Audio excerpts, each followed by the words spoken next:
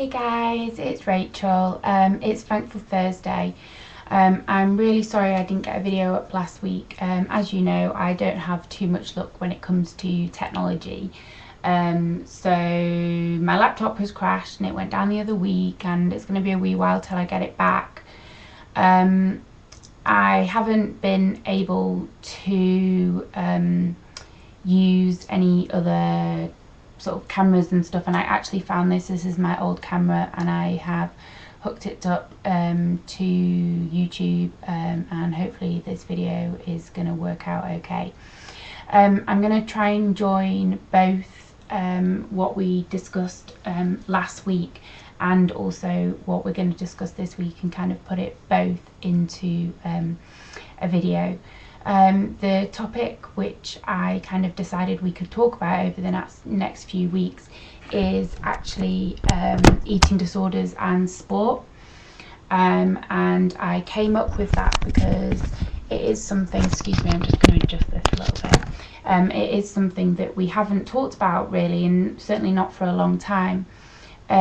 Many people with an eating disorder do also have a history of, whether it be competitive sport, some form of over-exercise. What I want to do initially is kind of look at the links between sort of personality traits and sport, and how sometimes sport can reinforce, perpetuate, strengthen those traits. And what I'd like to look at in the second part of the video is something along the line of that link to over-exercise, how we can perhaps help ourselves if we have been involved in sport, if we are still involved in sport. I know people who are in recovery who are still competitive runners, even dancers, and how you can, if you want to just enjoy exercise and it not be about over-exercise, engage in that and find a way of doing that so that it doesn't become something that you just can't do. Because I know that there's a lot of people who do enjoy doing aspects to sport and find it very difficult because of those links to over-exercise. As a young child, I danced from around the age of 2 or 3. I did ballet up until I was about 7. I also started gymnastics when I was around 7, and it was difficult because I couldn't dedicate myself to both of them, because if I wanted to be successful with my gymnastics or my dancing, I had to dedicate myself to one of them. What I ended up dedicating myself to was gymnastics. So from around the age of 7, I think until I was sort of 13, maybe a little bit older, I was a gymnast. And I say I was a competitive gymnast because I did compete. There were expectations on where we may go with regards to the intensity of the training. The training was all weekend, it was after school, it was evenings. It was very, very, very difficult at times. It was very challenging at times. It was hard work. It was really, really hard work. And in all truth, I don't particularly have many memories of my childhood aside from my gymnastics. That was a personal choice that I made. That wasn't something that I felt I had to do. It certainly wasn't something that my parents pushed me to do. It was something that I chose myself to do. When I think about personality traits and I think about myself in gymnastics, in recovery, in illness, the same traits kind of come up really. Determination. I had to be incredibly determined to be able to compete in gymnastics. I had to be incredibly determined in my illness in many respects. Unfortunately, I turned it against myself. And then to get myself to a point of being recovered, I had to be incredibly determined to continue to focus, continue to eat, continue to maintain my weight. There was a lot of competition in being a gymnast. I had to be competitive. I had to force myself to be up there with the best of them. When I was competing, I had to force myself to be somebody who was competitive. There was no point in me sitting back and just watching. I had to be up there and I had to be forcing myself. I remained incredibly competitive through most of my childhood, not academically, actually, just sport-wise with my gymnastics. And when I got ill, I guess the competition was in regards to myself. I had to push myself. I had to be this anorexic person who did all of this stuff. Alongside that came the over-exercise. Nothing was ever good enough.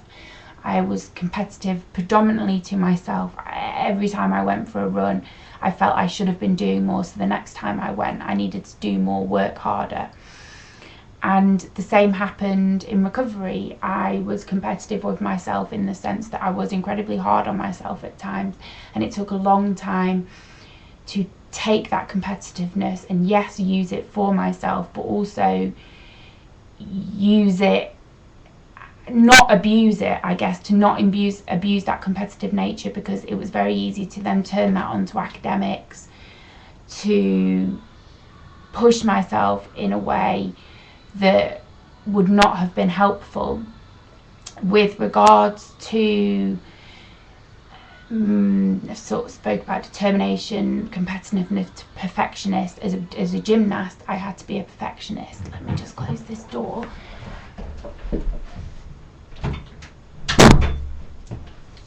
I had to be competitive, perfectionist with my gymnastics. I had to push myself. I had to be the best. I had to perfect everything that I did. If it wasn't good enough, we were punished for that in many regards. It had to be perfect. The performance had to be perfect to get the mark that we had to get as a gymnast. In illness, I was a complete perfectionist when it came to doing my work, when it came to doing everything. Everything had to be done perfectly. There was no room for error. There was no room for giving myself a break. When it came to recovery, I wanted my recovery to be perfect. I wanted to be able to do everything perfect. I wanted to be able to eat correctly, gain the weight correctly. It needed to be perfect. I couldn't slip up. I couldn't fall down. I couldn't do any of those things. I had to do everything perfectly.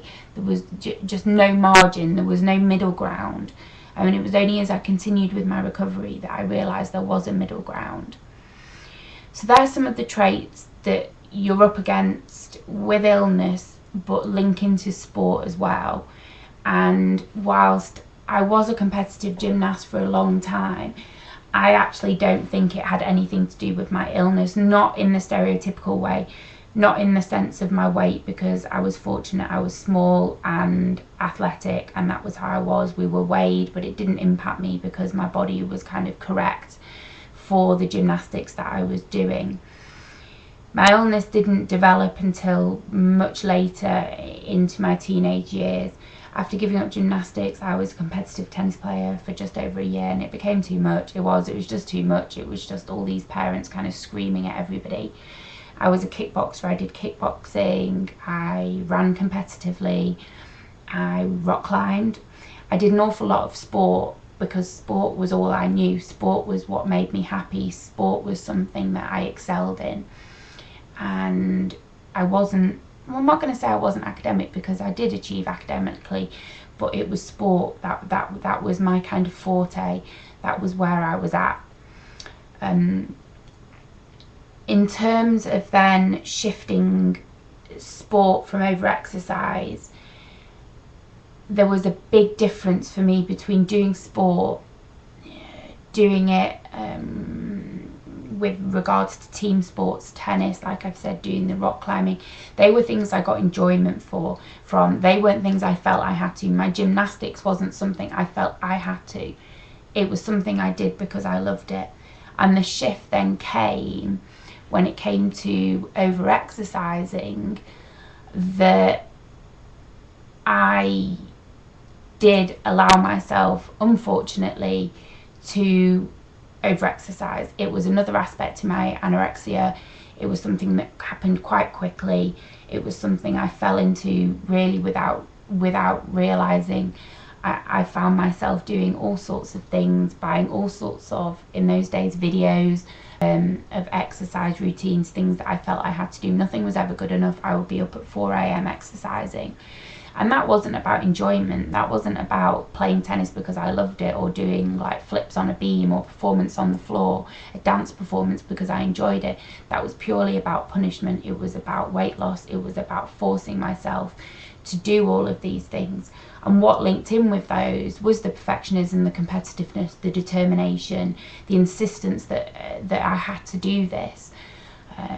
But shifted against me. It wasn't for me. It wasn't to give me success as a gymnast. It was to punish myself as somebody with an eating disorder who didn't think she was worth something. And it took a long time to be somebody who could do these things for fun.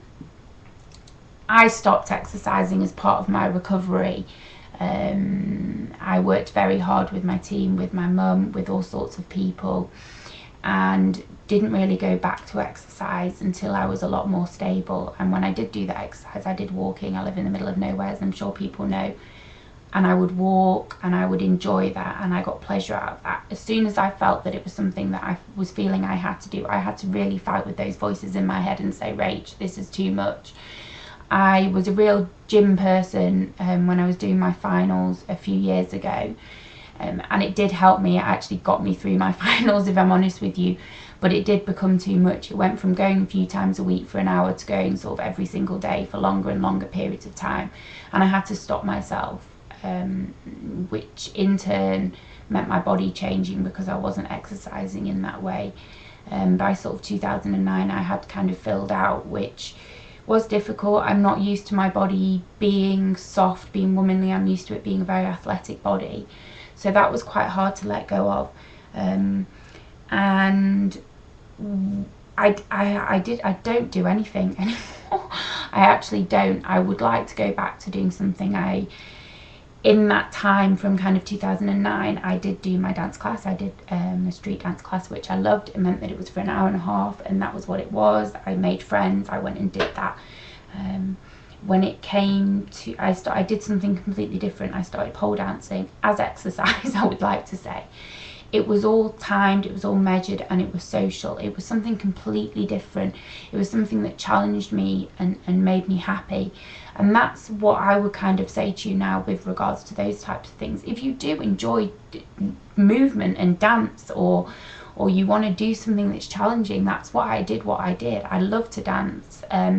I'm not going to be the best street dancer that's ever existed, but that pressure wasn't there because we were all there to have a good time. And yes, we developed routines, yes, we had to practice, but it was fun. It was to music that kind of got you up there and moving about, and it was a happy place. For those of you who are still doing sport, it must be very difficult, is all I will say, to make sure that you can eat sufficiently, be sufficient in your weight gain. I know somebody incredibly well who is a very, very good runner. She's in recovery from her eating disorder, and she's actually been able to gain some weight, continue to run, and manage her eating disorder in a way that still keeps her moving forward. I don't have all the advice in the world for that. But if you do want to write to me, write to my email, siajanewords@gmail.com, and I can try and provide you with some more information, because I do know a number of people who continue to do sport whilst recovering from their eating disorder, so it doesn't have to be as black and white as just stopping altogether. I would advise you to initially to maybe take some time out. Like with me, I took some time out, but I'm not a competitive sport person anymore, so if you are, maybe write to me and I can get some more details for you. Hope this has been of help, guys, and hopefully I will see you next week. Okay, bye.